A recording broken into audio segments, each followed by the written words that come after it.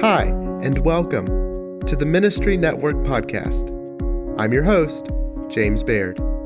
Today, we'll be talking with Paul Miller, author of the book Love Walked Among Us. The Ministry Network podcast is sponsored by Westminster Theological Seminary.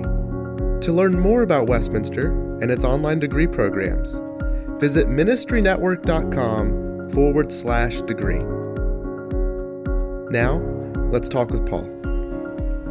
Well, Paul, can you walk us through, just as granular and practical as you can get, what are some tactics that maybe you found useful or you've coached other people to use as they're trying to embrace this vision of how Jesus loved? Let me actually go higher and then go lower, okay? So 30,000 feet, then we'll drop down to ground level. So there are three principal things that struck me. There's much more than this, but I have the book around three general things, and they line up to everything that we see in the Old Testament. So the first one is Jesus' compassion. Chesed love, that covenant love, that's that incarnation. So there's compassion. And then the second thing is his honesty, which I was stunned by his compassion. I was stunned by his honesty. I mean, it takes your breath away. I mean, he's at Luke 14 is at this guy's house for dinner. And the first thing he says, he tells all the guests that the way they sat wasn't really the smartest thing in the world. He tells them a parable about look, because he saw them jostling to get ahead. And he gives them a kind of a funny piece of advice, which comes out of Proverbs, which is if you really want to get ahead, go down low. And when the master corrects, the seating order, which is very common, you'll even see that in Africa. When he corrects the seating order, then you stand up to move to a better space. Everyone notices you. So it's just brilliant. And then he turns to the host and say, by the way, next time you invite a party, go out invite the poor and the blind and the lame, because this looks like love, but it really isn't, because everyone here is going to invite you to their house. It's like a non-taxable exchange. But I mean, he's introducing everyone to the world of love. And that's his honesty that I just found stunning. So his compassion, his honesty. But the hardest part, and it was Edersheim more than anything that helped me to see this, because he said, because what Edersheim does is he organizes all the four Gospels chronologically as best we know, and he walks you through that. And Edersheim was the first, you could call him a binary scholar, who was both steeped in the Reformation, but he was raised as an Orthodox Jewish scholar. So he knows the Talmud inside and out, which has come under that's not been in fashion, but with scholars, because it's a little later. But increasingly, the Mishnah and the Talmud, you hear scholars thinking, maybe they are a little closer than we. But anyway, he really knows the Jewish mind. And so he sits on this idea of that at the center of who Jesus is his will surrendered to his Father. And it is just, from John 5 through 12, it's like every other verse is on something on Jesus' submission of his will. Jesus is the obedient Son. And let me explain that third area. So here you are, you've got this polarities of, and I like to think of them, I think they'd line up with Calvin's prophet, priest, and king. The priest, the compassion, the prophet, honesty, and the king, the will. So let's start out with the priest, prophet, compassion, honesty. I mean, we're struggling with that all the time with your children, your friends, relatives, work. Just, do I speak the truth or do I try to understand the person? And how do I balance those? What do I do? How do I do it? Some of the way Jesus combines honesty and compassion, like in Luke 7 with Simon, is just stunning. And anyway, but what you see, I think of that like a triangle with compassion, honesty as the two upper corners. And then what shapes that is Jesus' will, his dependence. And that's the world of prayer. That's the world of the Spirit. And it's the world of waiting on God. And it's where at the deepest part of my heart like Jesus, I say, and I'm quoting John 5:19, I do nothing on my own. I just do what I see my Father doing. And so this is the world where you say yes. So unit 3 of Love Walked Among Us studies, when does Jesus say yes? When does he say no? How do you see him balancing those two? And part of our whole grid is that sort of to follow Jesus is you're sort of saying yes all the time.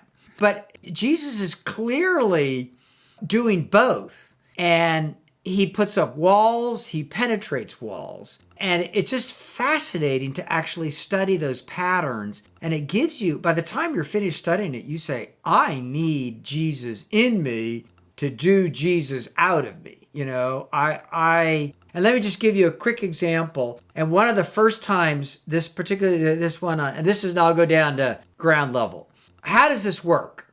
This is many years ago, but it was the first time this clicked in my life. We had a TV in our basement when we lived in Cheltenham, not too far from Westminster. And Kim was about 11 years old, and she has she's got fine motor, gross motor problems, motor planning. She can walk though. And she was taking coloring books and she was taking a box of crayons and a big stack of Richard Scarry books down to the basement. And she was halfway down. I was in the kitchen.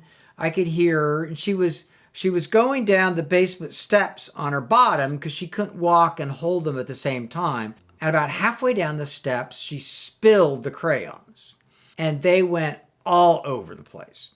And I popped up from my seat and went over to Kim. She was in the middle of the steps. The crayons are all over. And I said, Kim, do you want me to help you? Now, isn't that, so what a big deal. Now, let me see. Me asking that question was a miracle. Why was it a miracle? Because I'm a fixer, you know what I mean? And I'm good, right? So obviously Kim wants help, but I was so convicted of that time of my pushing into people's lives with my good things and just learning to wait and asking questions more. And so instead of, and partly because I genuinely wanted to help, and partly because I wanted efficiency. So I asked a question because that's what Jesus did. And I didn't want to presume that I would know best. And the word for that, and think of the triangle, the word for that, when you push into people's lives to do them good, when it's just your will, but you're above them because you're making the decision, that's paternalism. And it's loving the way I think you ought to be loved without entering your world. And it's one of the most irritating sins there is out there, you know, and it's very confusing to the person who's being paternalistic because you genuinely want to help and you're motivated by love, but you're not really taking time to understand the other person. And it's a big word in the world of missions, but it's not necessarily made itself into the world of reformed males. But anyway, one step at a time. It took a while to get in this reformed male. So anyway, I was just aware of how strong my will is.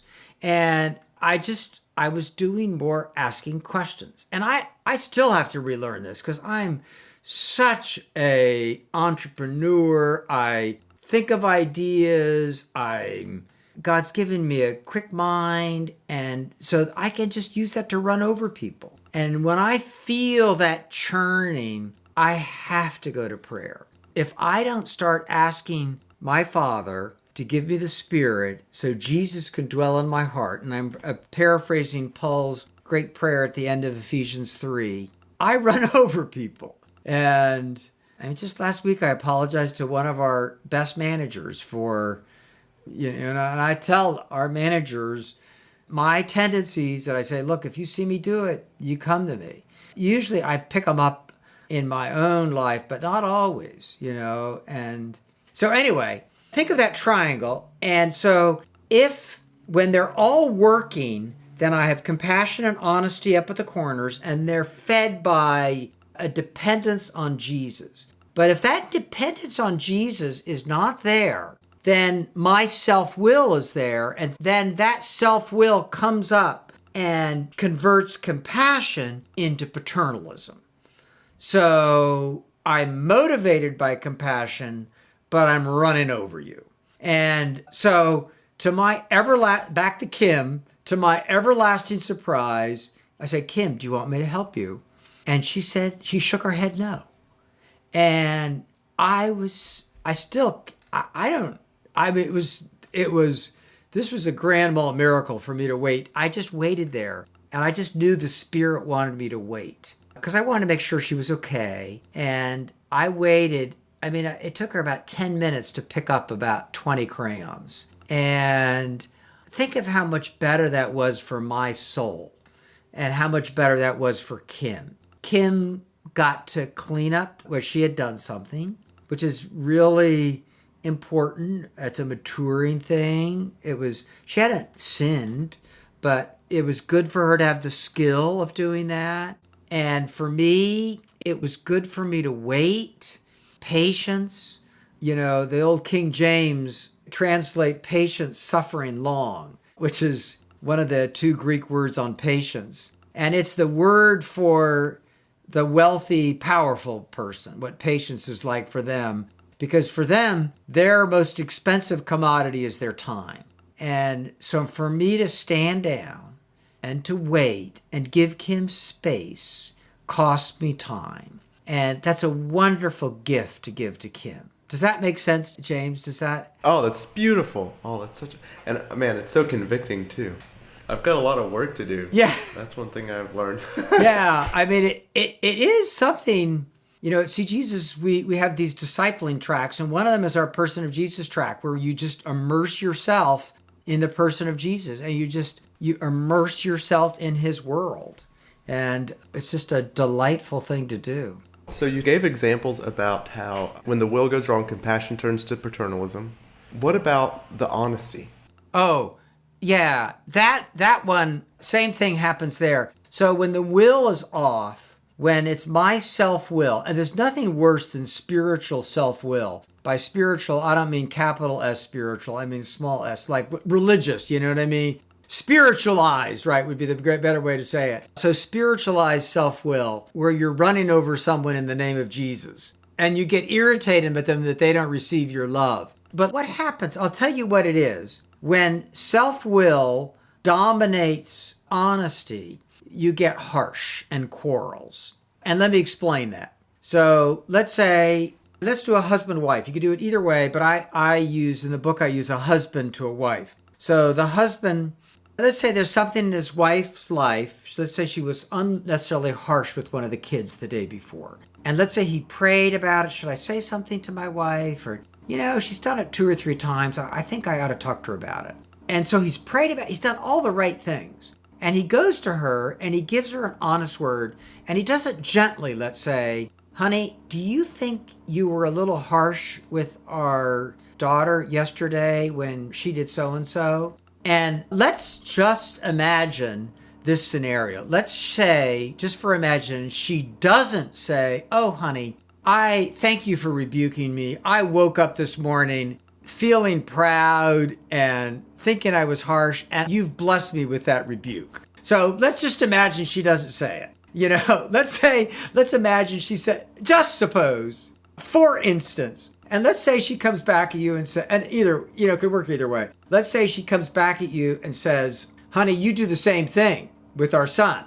Now, this is great. Now, wait a minute. My wife not only has not listened to me, but she's retaliated. I've done her good. So now I've got 2 problems. I got the problem of her harshness yesterday, and now she's being harsh today. So, honey, you're doing the same thing right now. Or, honey, what do you mean? You're changing the subject. So what you've done there is now she has treated you with disrespect, let's say, and she's retaliated. And so now you're not going to treat me that. So now your self-will, the flesh clicks in and you say, honey, this is about you, not me.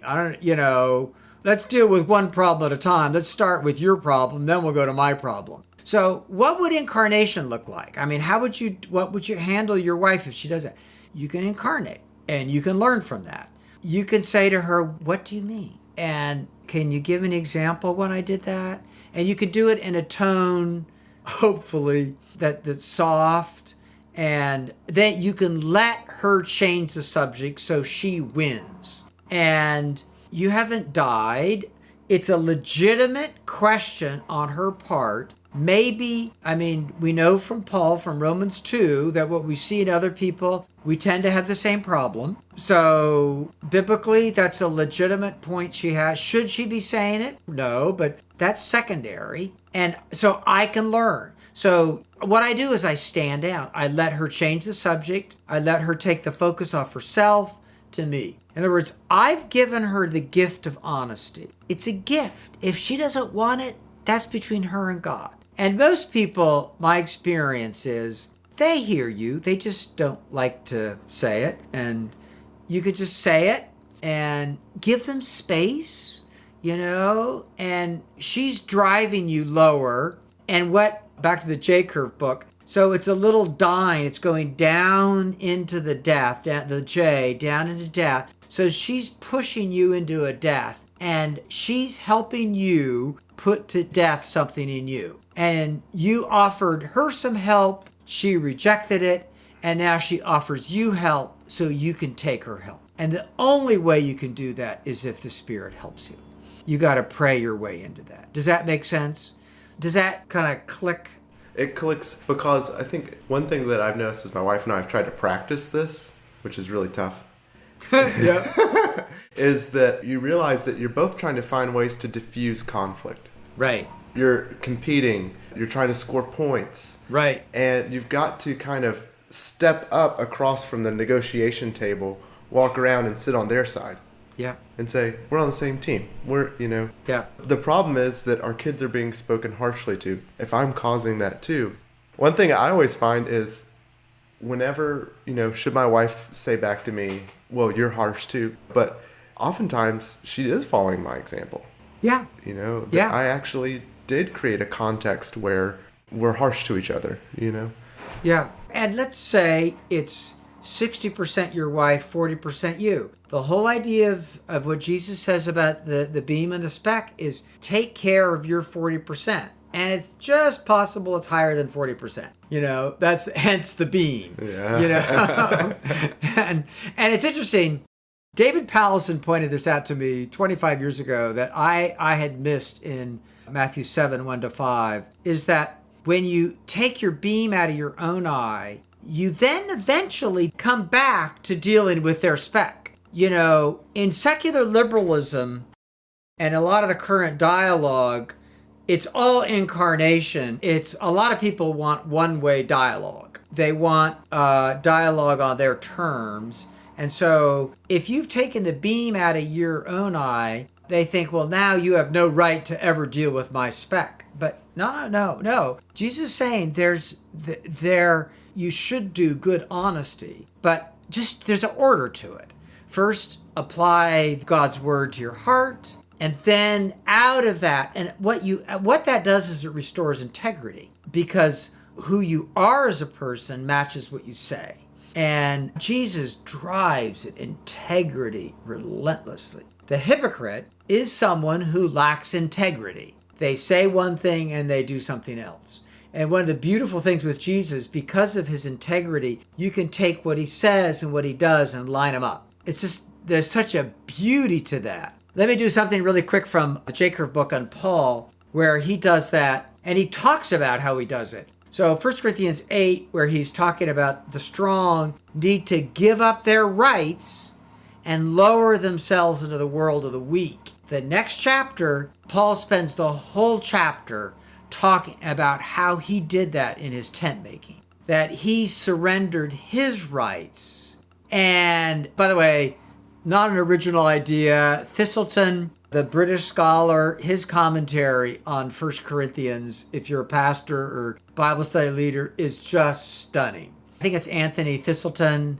I think he's probably retired now. He's a British scholar, but he really gets this whole idea of dying and rising. As long as I'm doing commercials for scholars, O'Brien's Philippian Scholar, which is out of print because he didn't do a very good job footnoting, is absolutely brilliant.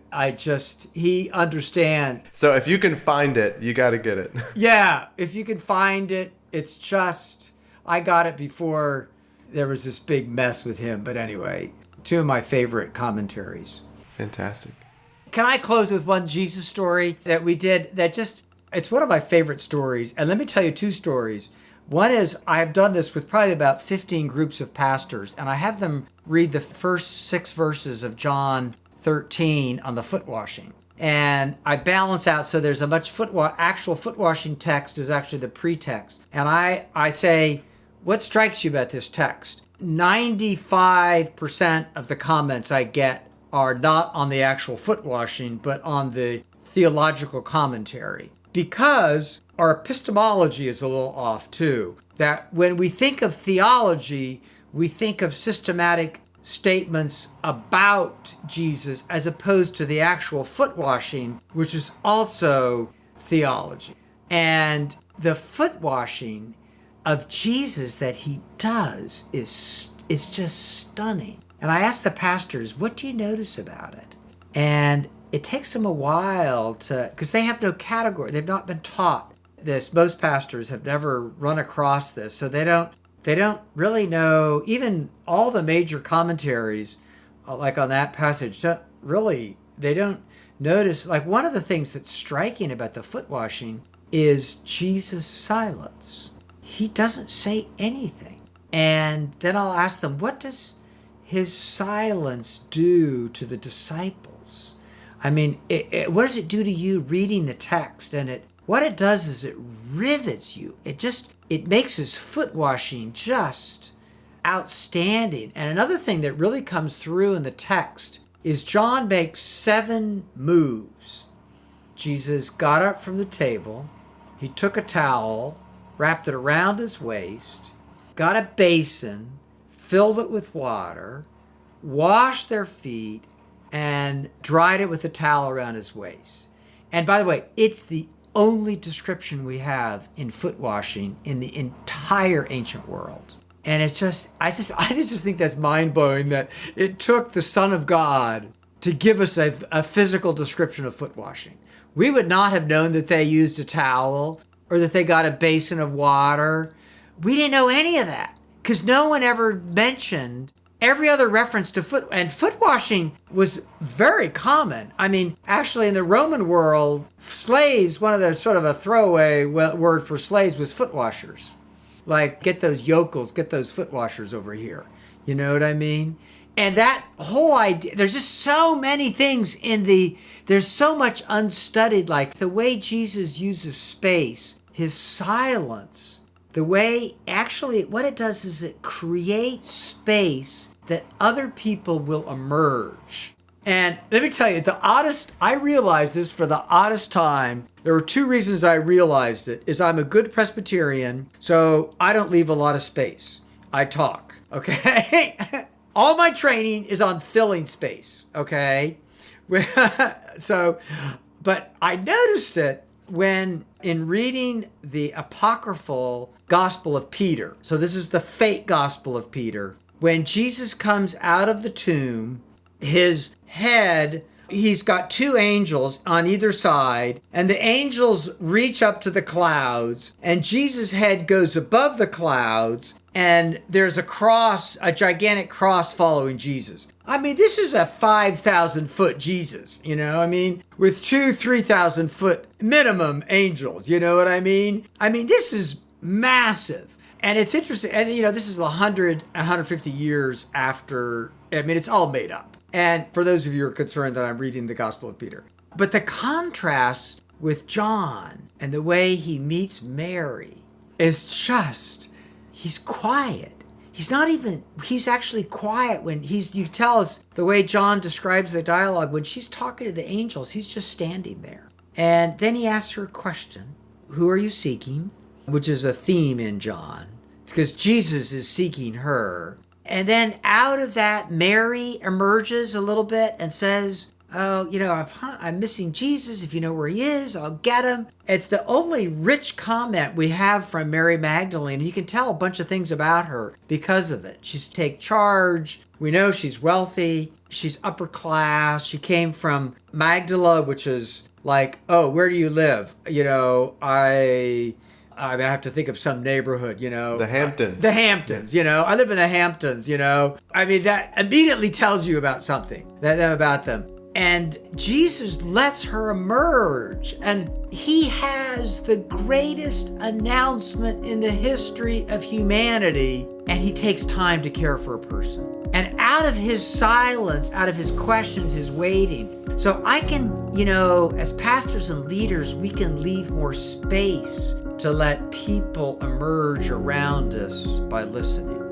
Paul, thank you so much for joining us. This was just, such a wonderful, awesome time. This has made my week. That's great. That's great, James. That's great. Good to be with you.